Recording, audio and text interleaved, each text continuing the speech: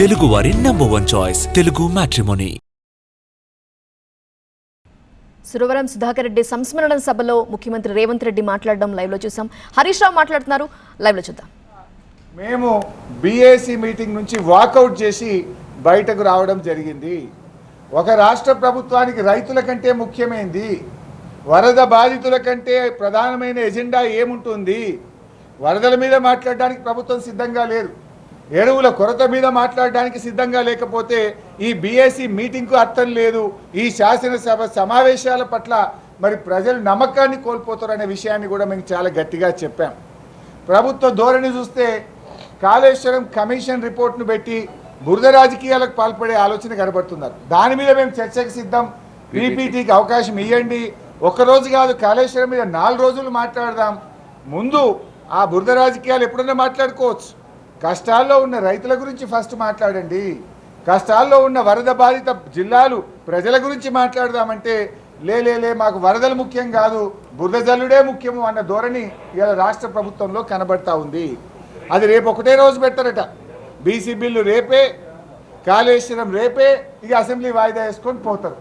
అంటే వరద బాధితులు ఏమన్నా కానీ రైతులు ఎరువుల కొరతతో ఇట్లనే బాధపడని, మాకు సీమ గుట్టినట్టు లేదు, మాకు సంబంధం లేదన్న ధోరణిలో ఇలా రాష్ట్ర ప్రభుత్వం ఉన్నది.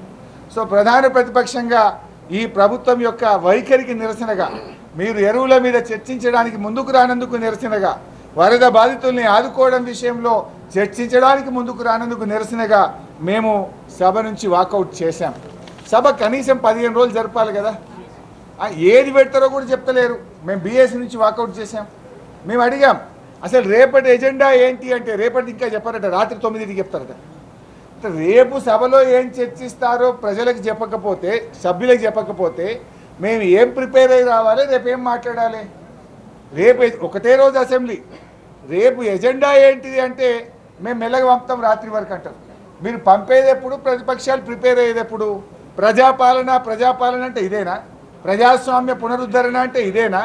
ప్రతిపక్షాల గొంతు నొక్కుడు, ప్రజా సమస్యలు చర్చించకపోవడం, ప్రజల గురించి పట్టింపు లేకపోవడం, ఎజెండా నిర్ణయించకపోవడం, అంటే ఇదంతా కూడా ఇవాళ ప్రజాస్వామ్యాన్ని ఖూనీ చేస్తున్నారు. మాట్లాడితే రాహుల్ గాంధీ గారు రాజ్యాంగాన్ని చేతిలో పట్టుకొని తిరుగుతాడు. ఇదేం రాజ్యాంగం? అసలు ఇదేనా ప్రజాపాలన? ఇది ప్రజాస్వామ్య పద్ధతులా? నేను అడుగుతా ఉన్నా. అందువల్ల బీఏసీ సమావేశం ఒక అర్థం పర్థం లేకుండా 15 రోజులైనా అసెంబ్లీ పెట్టాలంటే మళ్ళీ పెట్టం కానీ ఇప్పుడు 2 రోజులు అనేటువంటి తీరుకు మినిమం 15 రోజులు అసెంబ్లీ పెట్టకుండా 2 రోజులు మాత్రమే అసెంబ్లీ పెడతాం. ఆ 2 రోజులు కూడా ప్రజా సమస్యలు చర్చించాం. కేవలం బురద రాజకీయాలే మాకు ప్రాధాన్యత.